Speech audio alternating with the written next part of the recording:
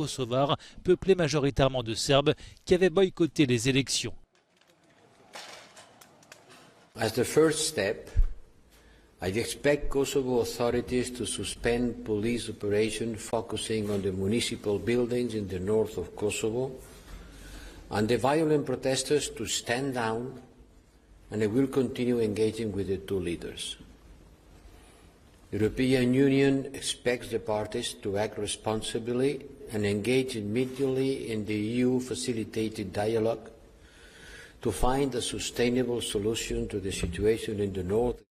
Soutenu par la Russie et la Chine, le président serbe Aleksandar Vučić a demandé à Pristina de démettre les maires albanais de leurs fonctions. Malgré des tentatives de dialogue menées sous l'égide de l'Union européenne, les tensions entre Belgrade et Pristina sont de nouveau au plus haut. La Serbie n'a jamais reconnu l'indépendance du Kosovo, son ancienne province, proclamée en 2008.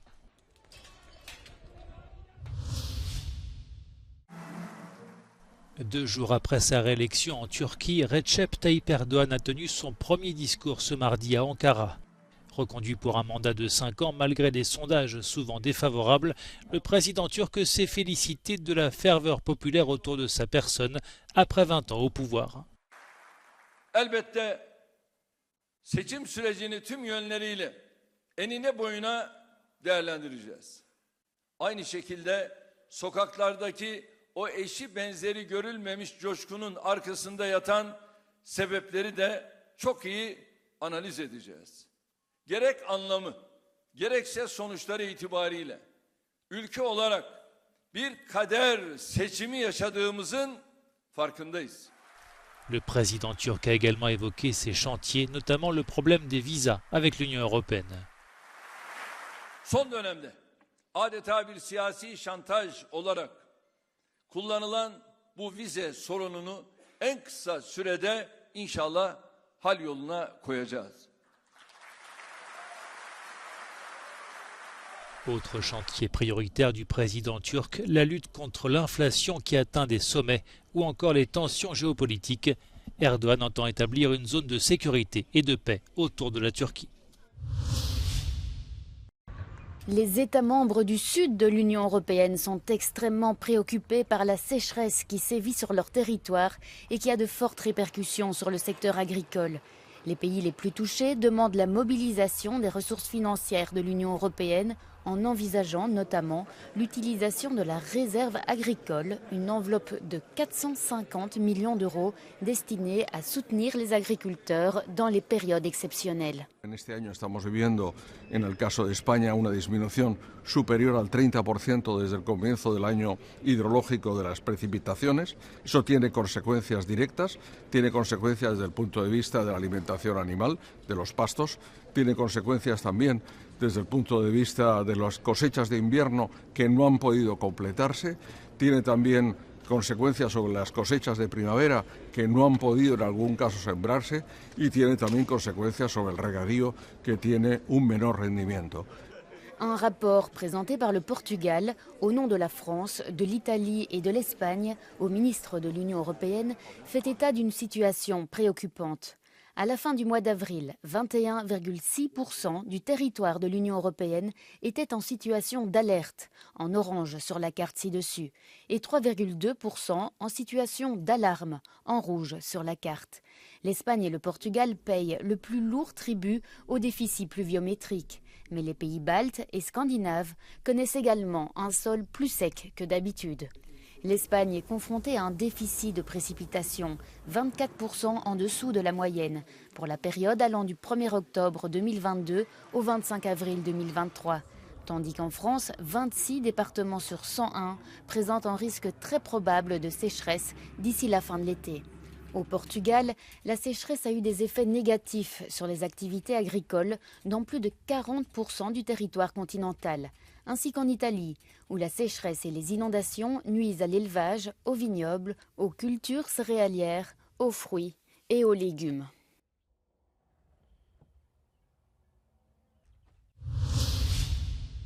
Hello from Sweden. Hello.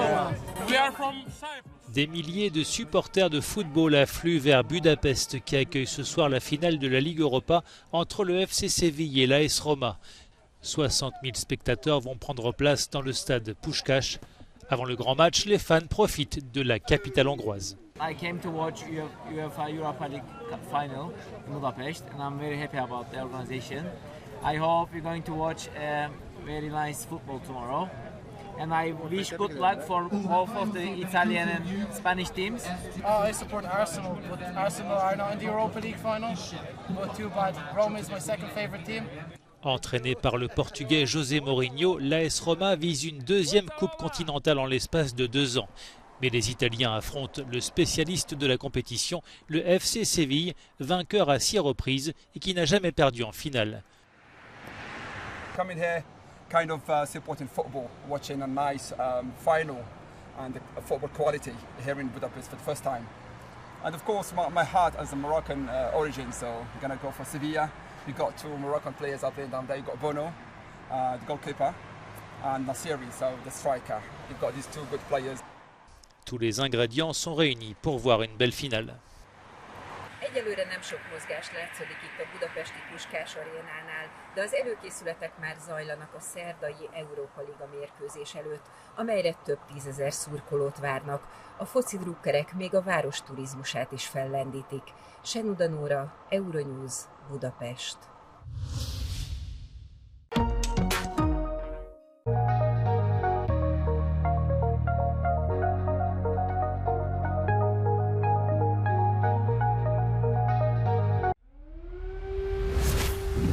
Targeting civilian infrastructure amounts to war crime. Je suis Annelise Borges.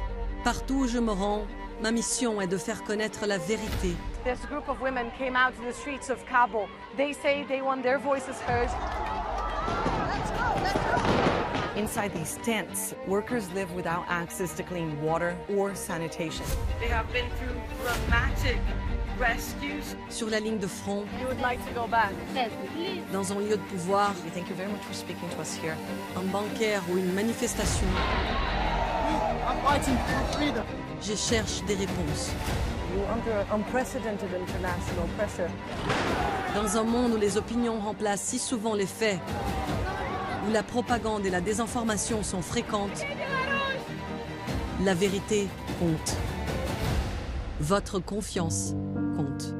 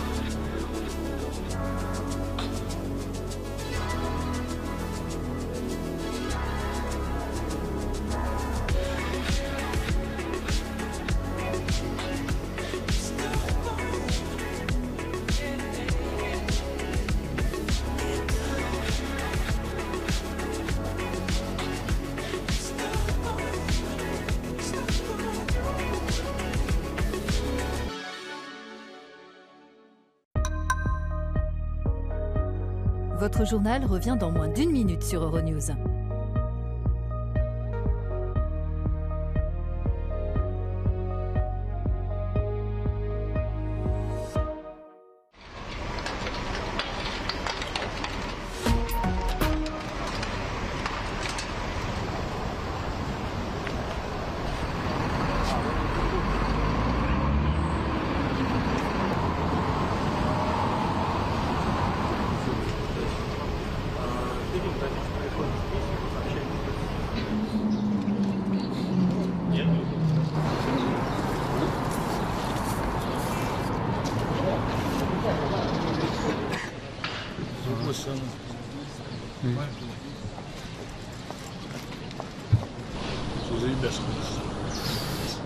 В целом вообще по всей Москве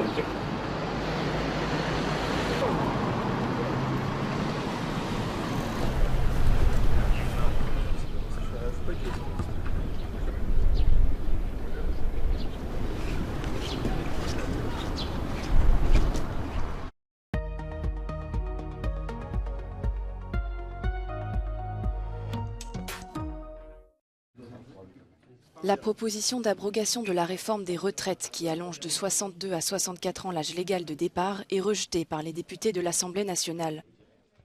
La majorité présidentielle d'Emmanuel Macron a fait bloc aujourd'hui à l'Assemblée pour contrer la proposition du groupe indépendant Lyot. Le texte du parti Liberté indépendant Outre-mer et Territoire a été analysé puis torpillé par les 72 députés de la Commission des affaires sociales. L'opposition annonce une nouvelle journée de mobilisation contre la réforme des retraites le 6 juin. La Russie accuse Kiev d'avoir mené une nouvelle série d'attaques de drones sur Moscou, la deuxième en l'espace d'un mois. Selon le Kremlin, 8 drones ont survolé la capitale. Tous ont été interceptés par la défense antiaérienne russe, mais des épaves sont tombées sur des immeubles d'habitation. Vladimir Poutine a accusé l'Ukraine de chercher à terrifier les Russes.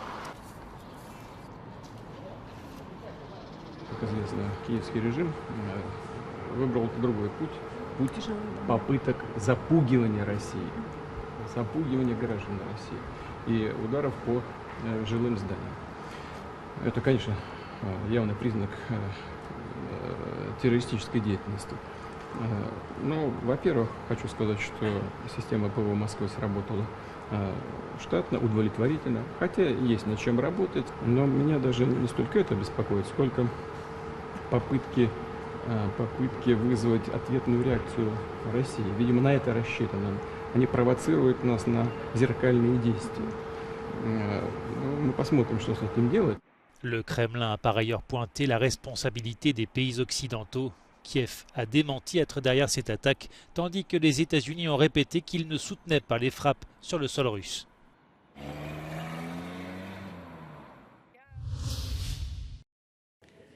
Yet another attack on Kyiv overnight, the third within roughly just 24 hours. On Tuesday night, Ukrainian air defenses destroyed 29 of 31 Iran-made Shahed drones launched at Kyiv by Russia. The Institute for the Study of War previously assessed that Russian forces began a new limited air campaign in recent months to degrade Ukrainian counteroffensive capabilities.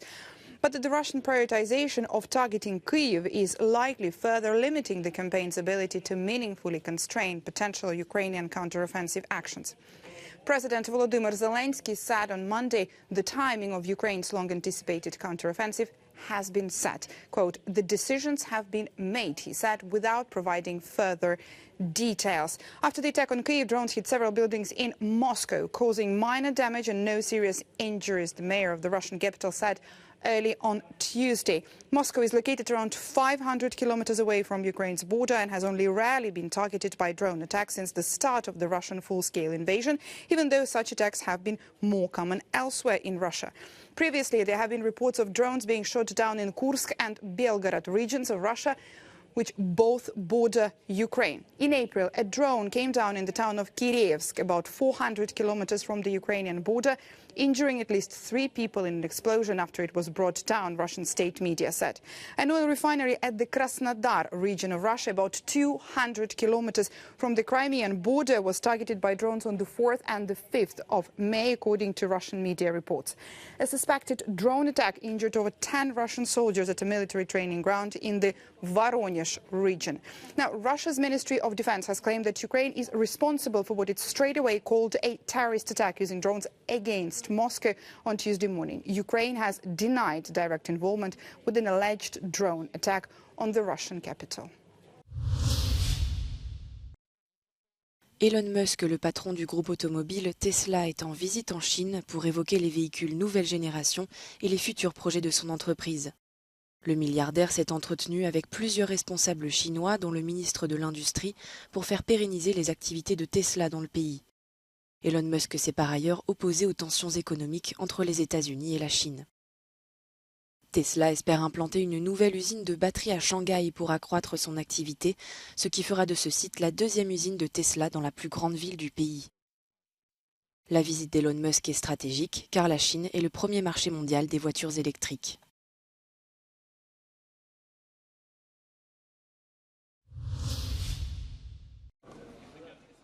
L'Union européenne appelle Belgrade et Pristina à désamorcer immédiatement les tensions après les heurts survenus lundi dans le nord du Kosovo qui ont fait une trentaine de blessés parmi les soldats de la KFOR, la force de l'OTAN. Au cœur des tensions, la prise de fonction de maires albanais dans 4 localités kosovares, peuplées majoritairement de Serbes, qui avaient boycotté les élections. As the first step, I expect Kosovo authorities to suspend police operations focusing on the municipal buildings in the north of Kosovo, and the violent protesters to stand down, and I will continue engaging with the two leaders. The European Union expects the parties to act responsibly and engage immediately in the EU-facilitated dialogue to find a sustainable solution to the situation in the north. Soutenu par la Russie et la Chine, le président serbe Aleksandar Vučić a demandé à Pristina de démettre les maires albanais de leurs fonctions. Malgré des tentatives de dialogue menées sous l'égide de l'Union européenne, les tensions entre Belgrade et Pristina sont de nouveau au plus haut. La Serbie n'a jamais reconnu l'indépendance du Kosovo, son ancienne province, proclamée en 2008.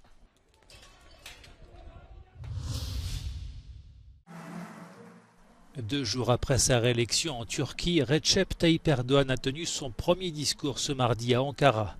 Reconduit pour un mandat de 5 ans malgré des sondages souvent défavorables, le président turc s'est félicité de la ferveur populaire autour de sa personne après 20 ans au pouvoir. Elbette seçim sürecini tüm yönleriyle enine boyuna değerlendireceğiz. Aynı şekilde sokaklardaki o eşi benzeri görülmemiş coşkunun arkasında yatan sebepleri de çok iyi analiz edeceğiz.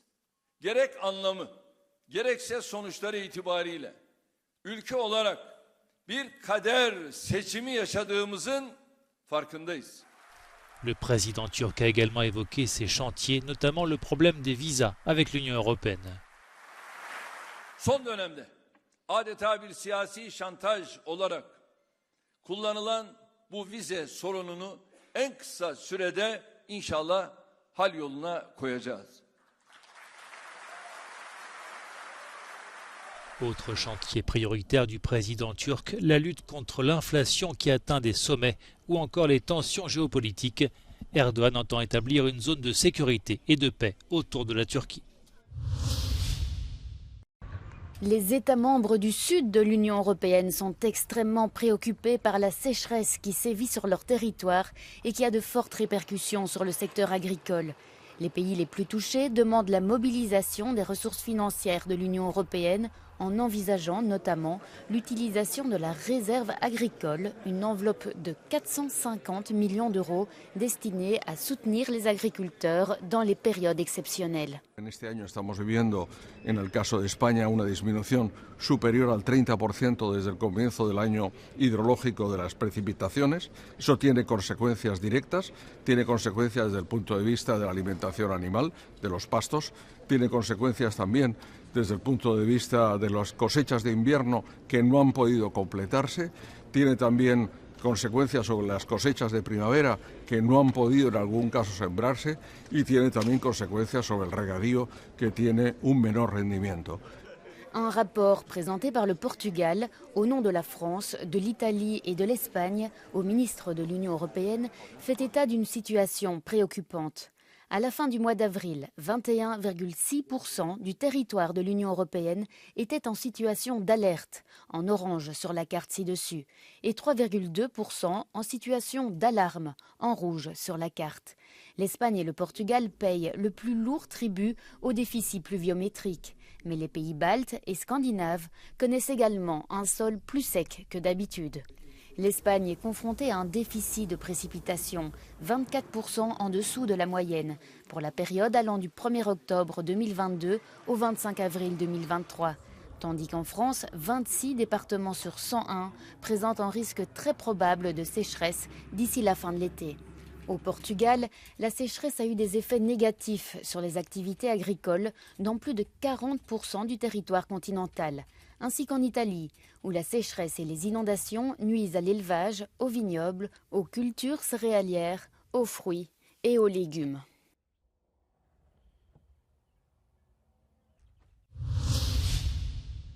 Hello from Sweden.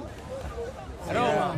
We are from Cyprus. Des milliers de supporters de football affluent vers Budapest qui accueille ce soir la finale de la Ligue Europa entre le FC Séville et l'AS Roma. 60 000 spectateurs vont prendre place dans le stade Puskás. Avant le grand match, les fans profitent de la capitale hongroise. I came to watch UEFA Europa League final in Budapest, and I'm very happy about the organization. I hope you're going to watch very nice football tomorrow. And I wish good luck for both of the Italian and Spanish teams. I support Arsenal, but Arsenal are not in the Europa League final. But too bad. Roma is my second favorite team. Entraîné par le Portugais José Mourinho, l'AS Roma vise une deuxième coupe continentale en l'espace de 2 ans. Mais les Italiens affrontent le spécialiste de la compétition, le FC Séville, vainqueur à 6 reprises et qui n'a jamais perdu en finale. Coming here, kind of supporting football, watching a nice final and the football quality here in Budapest for the first time. And of course, my heart has a Moroccan origin, so I'm going to go for Sevilla. You've got 2 Moroccan players up playing down there. You've got Bono, the goalkeeper, and Nassiri, so the striker. You've got these 2 good players. Tous les ingrédients sont réunis pour voir une belle finale. Egyelőre nem sok mozgás látszódik itt a budapesti Puskás arénánál, de az előkészületek már zajlanak a szerdai Európa Liga mérkőzés előtt, amelyre több 10 000 szurkolót várnak.